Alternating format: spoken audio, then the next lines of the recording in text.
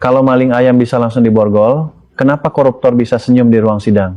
Maksud saya gini, saya tidak marah pada hukum. Saya marah pada keberanian kita yang sering mendadak hilang saat berhadapan dengan koruptor. Uang negara dirampok, masa depan rakyat dicuri, tapi hukumannya tidak setimpal. Harusnya koruptor tidak cuma dipenjara, tapi harus dimiskinkan. Rampas juga hartanya, miskinkan mereka. Coba komen, rakyat setuju atau tidak? Benarkah Jokowi minta Prabowo reshuffle Purbaya? Isu ini heboh di media sosial. Beredar kabar di media sosial, ternyata diam-diam mantan Presiden Republik Indonesia Joko Widodo meminta kepada Pak Prabowo Subianto untuk mereshuffle Menteri Keuangan Republik Indonesia saat ini, yaitu Purbaya Yudi Sadewa. Hal ini dipicu setelah Purbaya secara terang-terangan mengatakan bahwa dirinya menolak dengan tegas membayar utang kereta cepat menggunakan anggaran dari APBN. Cuplikan video singkat tersebut pertama kali diketahui lewat unggahan di media sosial. Ada nggak yang merugikan negara? Nggak ada. Jadi kalau ada teman-teman tadi yang ngomong gini-gini, ya saya pengen ketemu, walaupun saya bukan ahli ekonomi, tapi saya lumayan juga lah, udah belajar-belajar dikit, nggak ada masalahnya. Justru menguntungkan kita, Kereta cepat, semuanya itu rugi. Artinya harus ada PSO. APBD harus siap untuk mengcover biaya operasional. Bu Nawang disuruh periksa yang mana orang yang bohong, yang mana yang enggak, dikasih lah. Kalau dia dikasih minyak, terus orangnya suruh megang itu. Yang berdosa, yang salah, dia nggak berani megang. Yang nggak berdosa dia pegang, berani. Habis itu kan Abu Nawang bisa nentuin yang salah yang ini karena nggak berani megang, tangannya kering. Kalau saya beda. Dalam setiap sidang itu kan ada gelar perkara kiri kanan, ini yang berlawanan. Udah jangan salaman setelah selesai. Saya bisa ngerasain yang salah yang mana. Tangannya dingin. Purbaya kali ini benar-benar melawan Jokowi. Semua proyek-proyek Jokowi yang seharusnya tidak perlu dilanjutkan sudah dia stop semua anggarannya, termasuk yang paling utama yaitu hutang kereta cepat.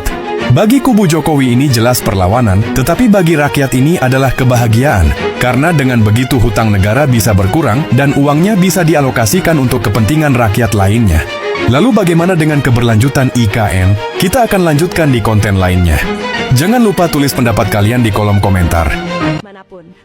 Kalau saya depan Pak Jokowi, gue iseng nih ngomongnya, Pak.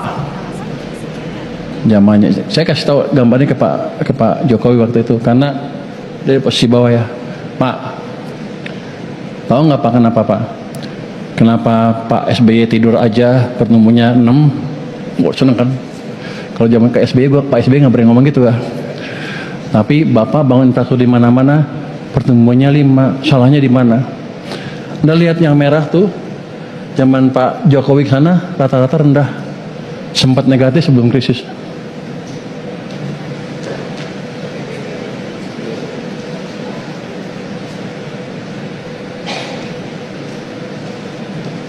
Jangan average nol, jadi ekonomi dicekek. Untung kita nggak mati.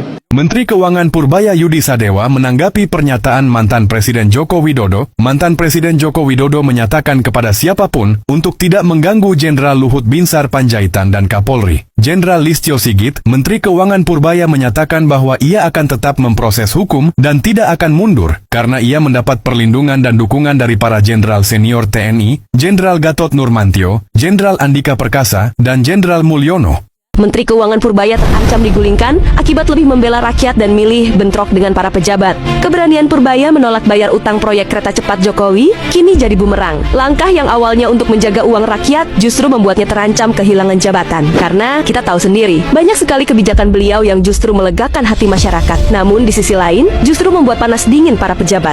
Tapi biar aja lah. Emang gue pikirin.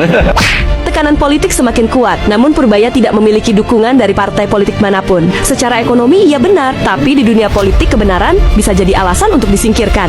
Lagi dan lagi, temuan Menko Purbaya bikin geleng kepala. Bagaimana tidak? Kali ini Purbaya berhasil bongkar transaksi jahat era Jokowi capai hampir 1.000 triliun di Bank Pembangunan China. Di tahun terakhir kekuasaan Presiden Joko Widodo, publik dikejutkan oleh satu angka yang nyaris tak masuk akal. 984 triliun rupiah. Bukan APBN, bukan investasi resmi, melainkan transaksi keuangan mencurigakan yang diduga terkait korupsi, sebagaimana dicatat PPATK sepanjang tahun 2024. Sejarah akan mencatat, di akhir era Jokowi, Republik hampir tenggelam oleh transaksi jahat yang dibiarkan tumbuh di balik nama pembangunan. Siapa diuntungkan? Tulis di kolom komentar. Sejak tahun 2013 sampai 2024. Oke. Dan didapatkanlah ternyata dalam aktivitas ekspor Indonesia selama 10 tahun tersebut secara konsisten terjadi misinvoicing. Setiap tahunnya. Jadi setiap tahunnya ada dana gelap, ada aliran dana gelap yang tidak terbaca oleh sistem hukum, sistem pemerintahan yang harusnya masuk ke negara. Seharusnya kalau 1000 T itu bisa masuk ke negara dalam bentuk pajak, bea keluar, ataupun BP. Oh, dari total nilai itu? Dari total nilai itu anggaplah kita dapat 10-15% lah. Itu kita bisa dapat sampai 160 triliun per tahun. Per tahun, tambahan penerimaannya langsung ke negara dalam bentuk pajak, PNBP, bea cukai ini. 160 T. Itu kalau itu benar-benar bisa diambil semua oleh negara, itu bisa meningkatkan tax ratio. Yang kemarin orang-orang bilang tax ratio kita terendah se-Asia, di bawah 10%. Tax ratio kita itu tidak mencerminkan perekonomian kita. Ya karena aktivitas ini yang berlangsung dalam 10 tahun terakhir itu. 10 tahun terakhir berlangsung. Baik, 10 tahun terakhir berarti itu di era Joko Widodo. Oke. Ini adalah sebuah aktivitas melanggar hukum sebenarnya. Dia aktivitas ilegal. Karena PBB saja sudah mengeluarkan resolusi ini khusus untuk praktik aliran dana gelap ini. Kalau tidak salah dalam Sustainable Development Goals di poin 16 sudah itu dibahas bahwa aliran dana gelap inilah yang membuat perekonomian negara-negara berkembang sulit bertumbuh. Benar kan?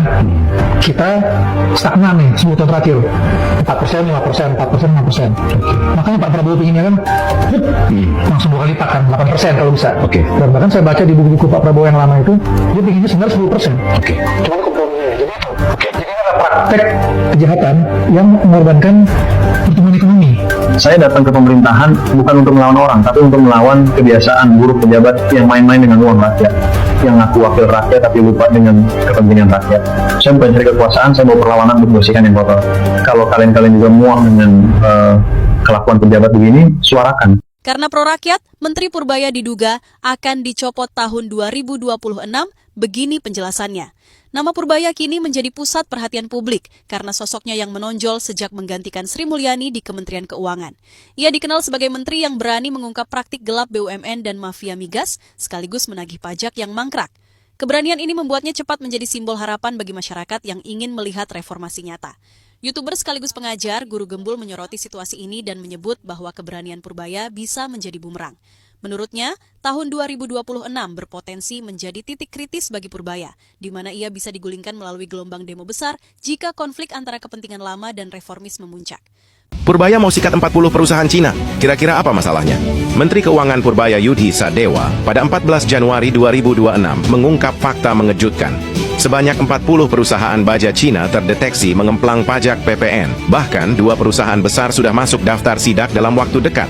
Yang bikin geleng-geleng kepala, perusahaan sebesar ini bisa lolos bertahun-tahun. Purbaya sampai bilang, berarti orang saya ada yang terlibat. Artinya, ada dugaan pembiaran dari dalam Kementerian Keuangan sendiri. Lebih parah lagi, pada 8 Januari 2026, Purbaya membongkar modusnya. Perusahaan-perusahaan ini diduga membeli KTP untuk memalsukan jumlah karyawan. Tapi PPN tidak dibayar. Kerugian negara sangat besar.